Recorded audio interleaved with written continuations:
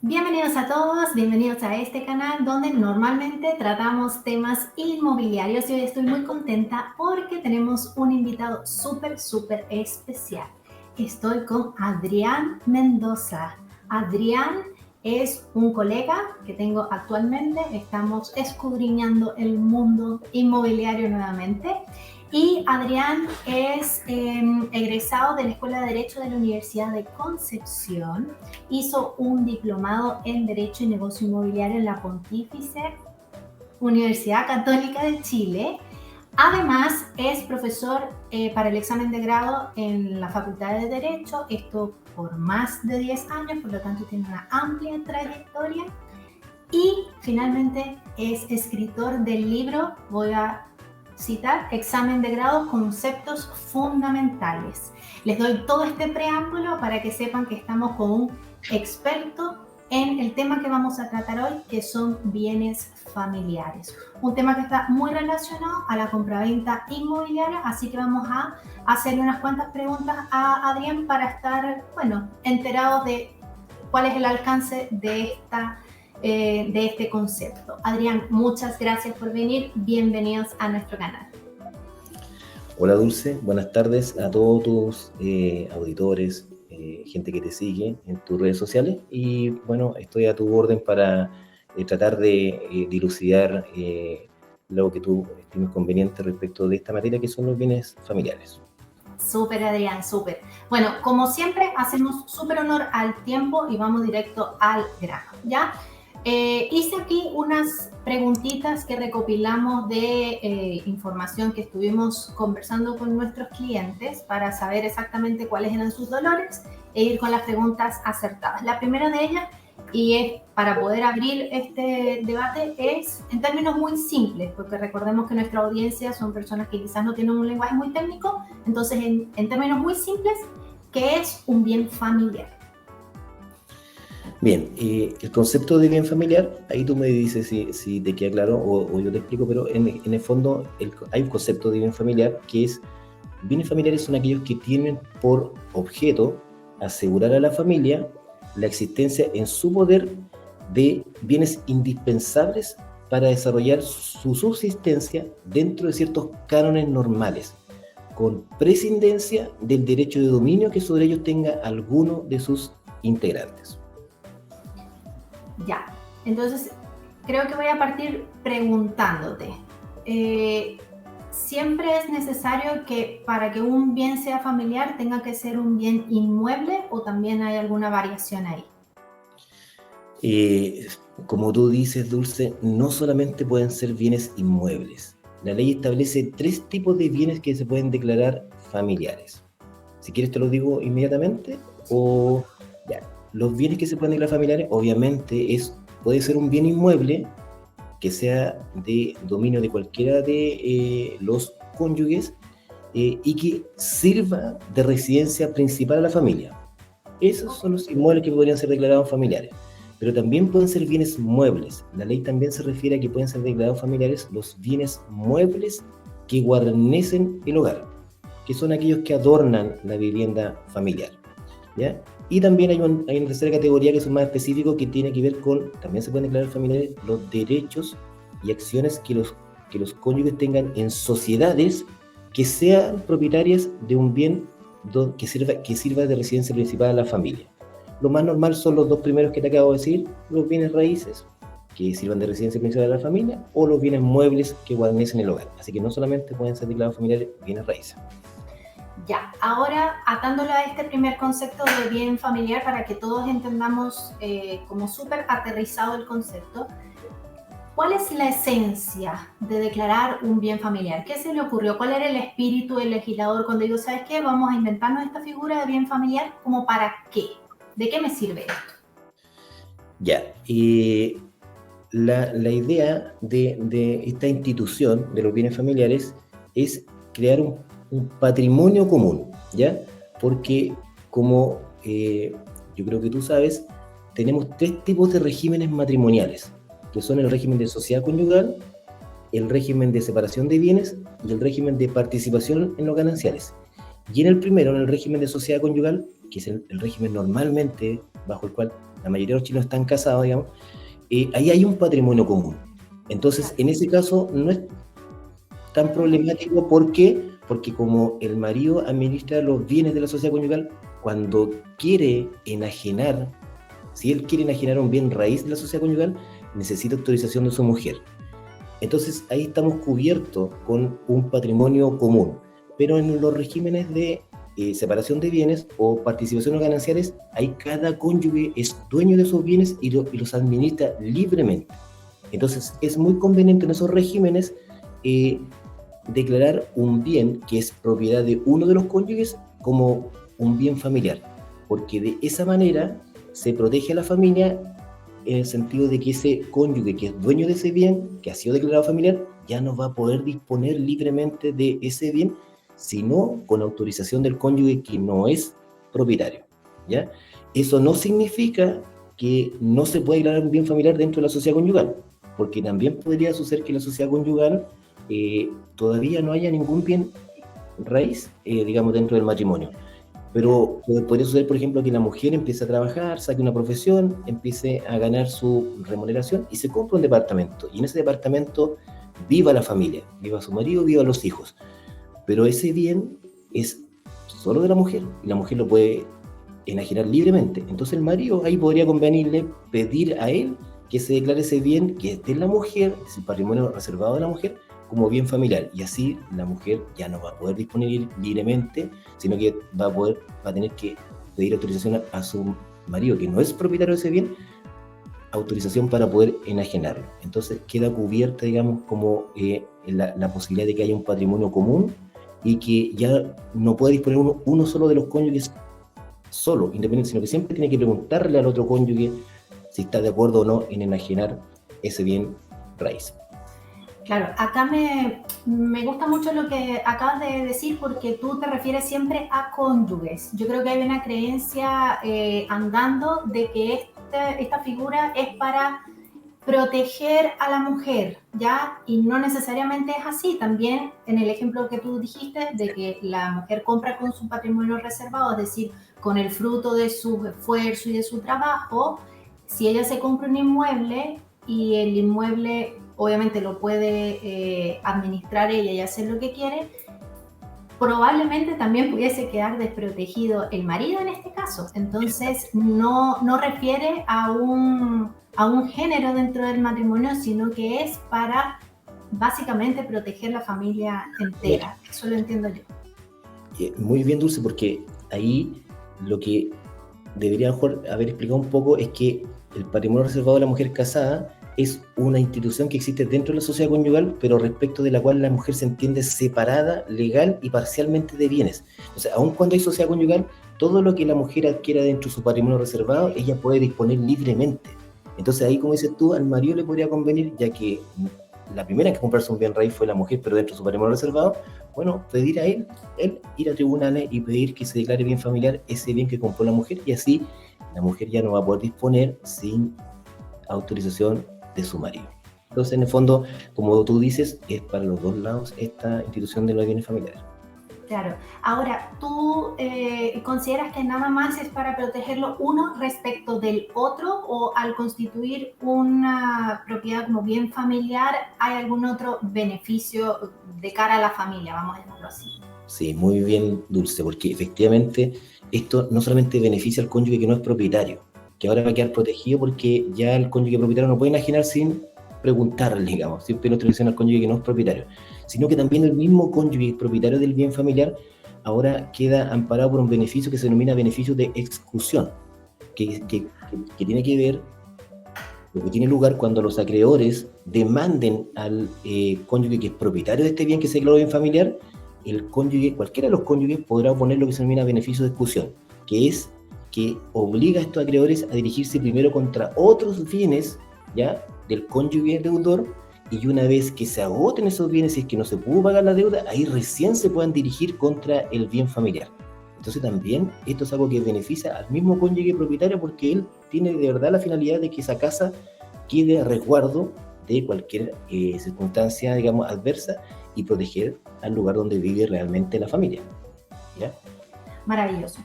A ver, siguiendo un poquito con las preguntas, lo que me interesa saber ahora es entonces ir entrando a cuáles son los requisitos para poder declarar un bien familiar. Pero antes de eso, te voy a hacer una pregunta que tengo acá.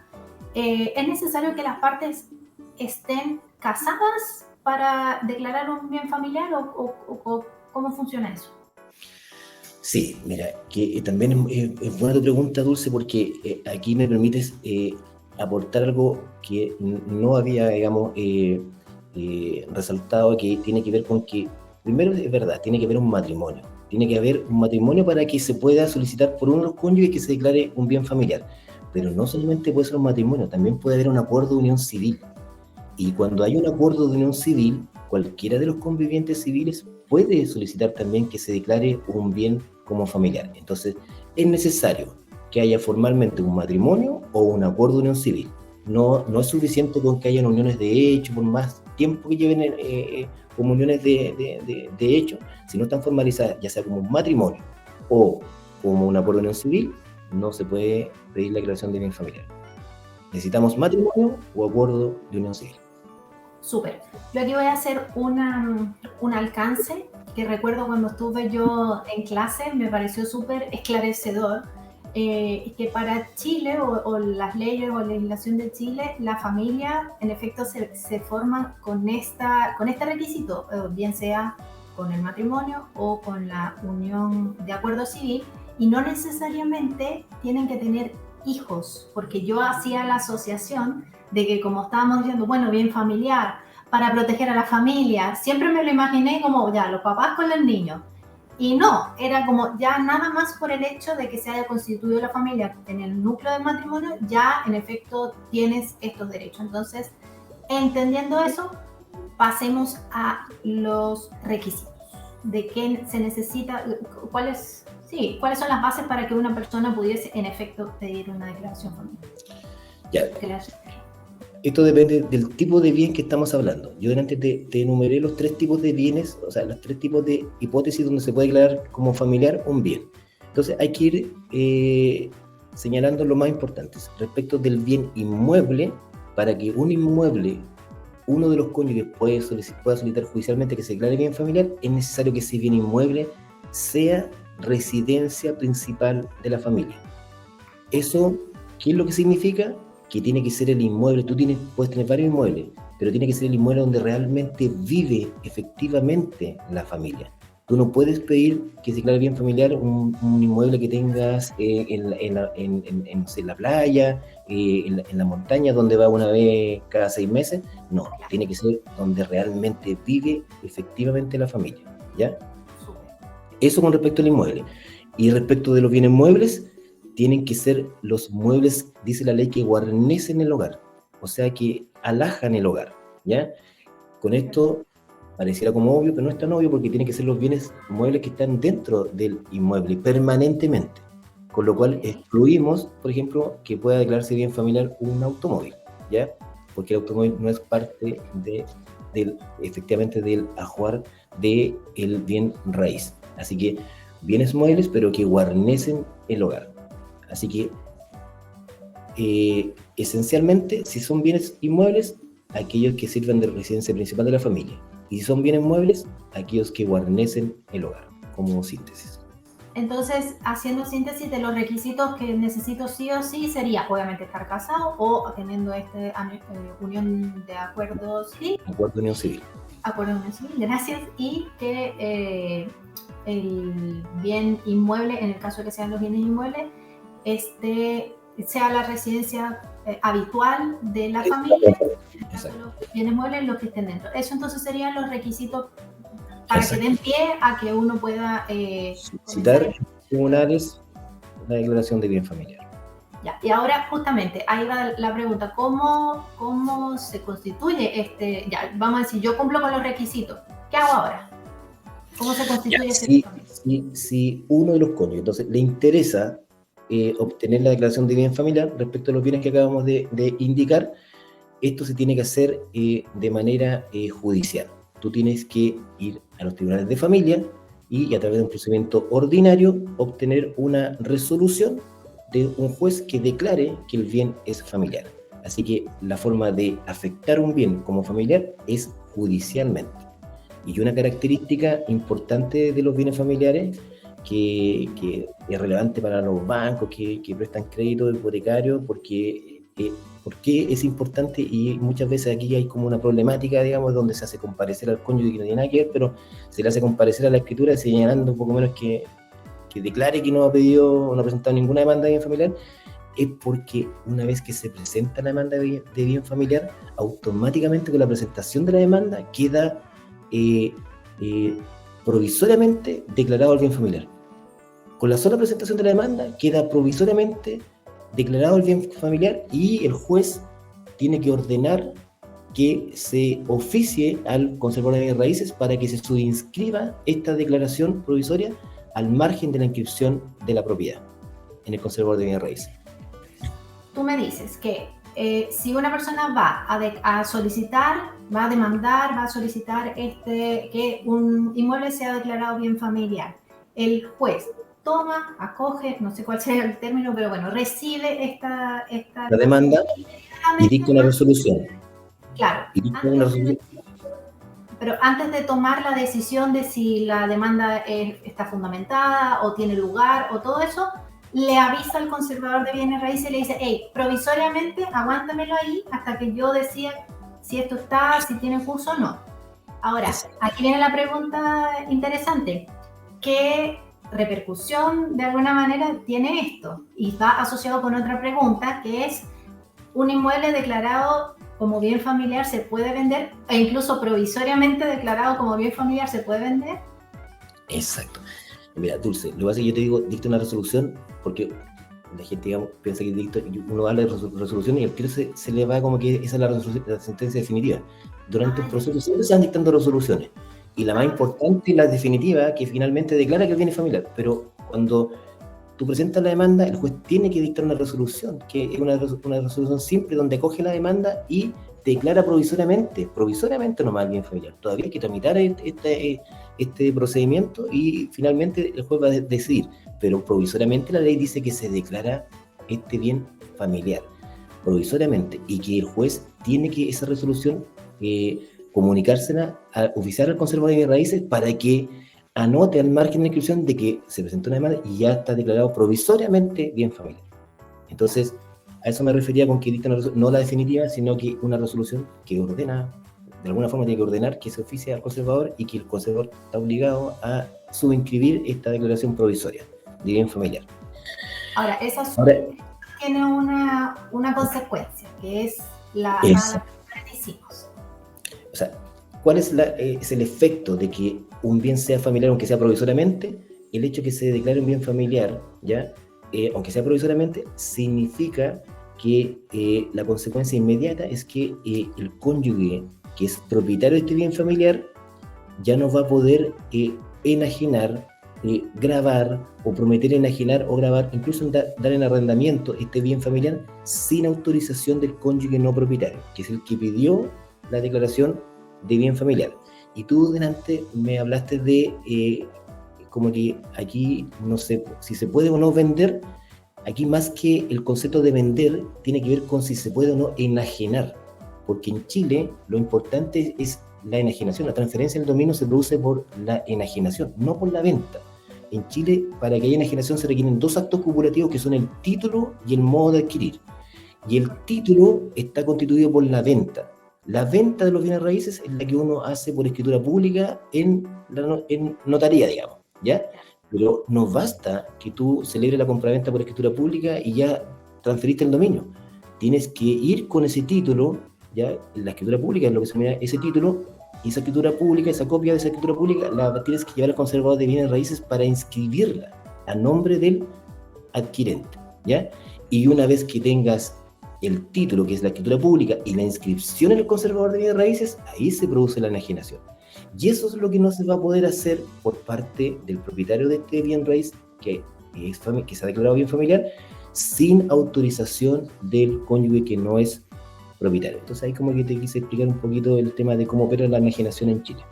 Está maravilloso porque, claro, yo a veces trato de como dejar muy simples los conceptos para que las personas que no están muy relacionadas lo puedan entender, y claro, cualquiera entiende como el término de venta. Si yo declaro un inmueble como bien familiar, no lo puedo vender, ¿ya? Eso lo entiende coloquialmente todo el mundo. Pero es tal cual como tú dices, en Chile, para que la venta en efecto suceda, la enajenación, que está compuesta por estos dos procesos, primero se firma, que en realidad es la venta, y después se inscribe, que es cuando en efecto ya queda enajenado. Así que súper atinado tu comentario igual, para que todos nos vayamos también involucrando de este lenguaje que es necesario para saber lo que estamos haciendo, básicamente. Y Dulce, yo me imagino que tú, esa es tu finalidad primordial con este tipo de videos, que es tratar de propagar el conocimiento dentro de lo que se puede, porque son conocimientos muchas veces técnicos, pero hay mucha gente que cree que de verdad cuando compra o vende algo, basta ir a la notaría y uno se hace dueño o ya transfiere algo. Y hay mucha gente que se queda con la escritura guardada años y no la va a inscribir al conservador de bienes raíces, que es el momento donde efectivamente se produce la enajenación. Entonces, por eso es importante que tú hagas este ejercicio o tengas esta labor o tengas este interés de dar a conocer como, digamos, información que normalmente a veces cuesta que llegue al común de la gente. Así que me gusta, te felicito por tu interés en propagar el conocimiento. Muchas gracias. A ti también, obviamente, por estar aquí. Es parte de esta dinámica que entre todos nos vayamos a ayudar. Adrián, ya tenemos el bien familiar declarado, primero provisoriamente, supongamos que en efecto después queda definitivamente declarado bien familiar. Acá tengo dos preguntas, creo que te las voy a hacer al tiro de las puntas y tú me las respondes en la medida que lo vayas estimando. Primero, ¿se vence en algún momento la declaración de bien familiar? O sea, ¿tiene una vigencia determinada y después se desaparece, por decirlo así? Y la otra pregunta es, ya, en caso de que no, ¿cómo se desafecta o cómo se elimina esta declaración que tiene el inmueble encima? Vamos a decirlo de esa manera para que todos entiendan. Sí, no, me queda súper clara tu pregunta. El hecho de que se declare un bien familiar no tiene una fecha de vencimiento, el bien va a ser declarado, desde el momento que se declara bien familiar, va a estar así hasta que se desafecte ese bien. Si no se desafecta ese bien familiar, va a seguir siendo, por los tiempos de los tiempos, un bien familiar. Entonces, ¿qué es lo que hay que hacer? Tú tienes que, para que deje de ser bien familiar, tienes que desafectar el bien. Así como tú lo afectaste a través de un procedimiento judicial, tienes que ahora desafectarlo, pedir la desafectación de ese bien. ¿Y cómo tú puedes desafectarlo? El bien lo puedes desafectar de dos formas. Una, que es de común acuerdo entre los cónyuges, a través de una escritura pública, que obviamente si tú lo desafectas va a tener que ir a inscribir esa escritura pública al margen de la inscripción donde está inscrito el bien como familiar, ¿ya? Y te hago notar que llama la atención de que una de las alternativas para desafectarlo sea de común acuerdo, cuando para afectarlo se necesita un procedimiento judicial. Y aquí estamos diciendo que para desafectarlo basta que las partes se pongan de común acuerdo y lo hagan por escritura pública. Pero la ley establece esa posibilidad, que es bastante expedita, sin necesidad de gastar en un procedimiento judicial, ¿ya? Pero eso requiere que las partes estén de acuerdo, ¿ya? Porque si no están de acuerdo, entonces ahí el cónyuge propietario, que no logró que su otro cónyuge estuviera de acuerdo para hacerlo a través de una escritura pública, entonces va a tener que ir al tribunal a demostrarle al juez de que este bien, ya sea mueble o inmueble, ya no cumple los requisitos para ser un bien familiar. O sea, si es que es un inmueble que quiere desafectar, tiene que probar al tribunal que el inmueble ya no es residencia principal de la familia, ¿ya? O si es un mueble que quiere desafectar, que esos muebles ya no guarnecen en el hogar. Y eso se hace judicialmente de dos formas. Uno, compareciendo el cónyuge al tribunal a demostrar al tribunal que desafecta el bien porque le acredita que ya no se cumple la finalidad para ser un bien familiar, o también porque el matrimonio se termina por nulidad o por divorcio. Y aquí te hago presente que el solo hecho de que se ponga fin al matrimonio por divorcio o por nulidad no pone fin, no desafecta el bien familiar. El cónyuge propietario de todas maneras va a tener que ir al tribunal a pedir que se desafecte el bien y probar las mismas cosas que te estoy diciendo. Si quiere desafectar un bien inmueble, probar al tribunal que el inmueble ya no es residencia principal de la familia, y si es un mueble, que estos muebles ya no guarnecen el hogar. Así que los bienes que han sido afectados como bien familiar, tienen que pedirse su desafectación y hacerlo a través de estas dos formas que acabamos de indicar, de común acuerdo o judicialmente. Súper. Ya para ir terminando, tengo solo 2 preguntitas más, ¿ya? Así que vamos con la primera. ¿Dónde puedo yo ver, bien sea o como corredor o como cualquier persona, dónde puedo ver si una propiedad está afecta a ser bien familiar, si se le declaró bien familiar? ¿Cómo lo consigo? ¿A quién le pregunto? Tienes que, yo sé que tú lo sabes, pero me estás preguntando para que los demás lo sepan, es a través de pedir un certificado de bien familiar en el conservador de bienes raíces. Y como lo conversamos en su momento, depende del conservador, a veces tú puedes pedir un certificado más general, digamos, de hipoteca y gravámenes completo, donde te va a salir no solamente lo que tiene que ver con hipoteca y gravámenes, sino que también un certificado de dominio vigente y además el de bien familiar o litigio pendiente.